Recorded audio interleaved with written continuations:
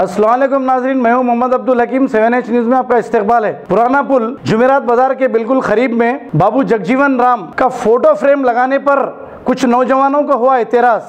पेश है इस मामले पे हमारे नुमाइंदे राहुल की ये रिपोर्ट। हैदराबाद में पुराने पुल के करीब जुमेरात बाजार ग्राउंड के पास साबिक वजीर आजम बाबू जगजीवन राम की तस्वीर को लगाने से बाद शरपसंद अनासिर ने एतराज़ किया।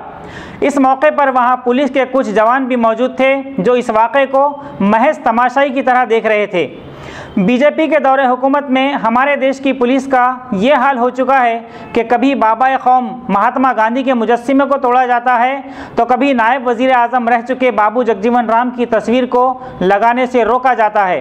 इन हरकतों की वजह से शहर और मुल्क के अमन का क्या हाल होगा, ये बात हमारे नाज़रीन को बताने की ज़रूरत नहीं। अब करेंगे आपको अपडेट, तो लाइक कीजिए, शेयर कीजिए, चर्चा करना ना भूले।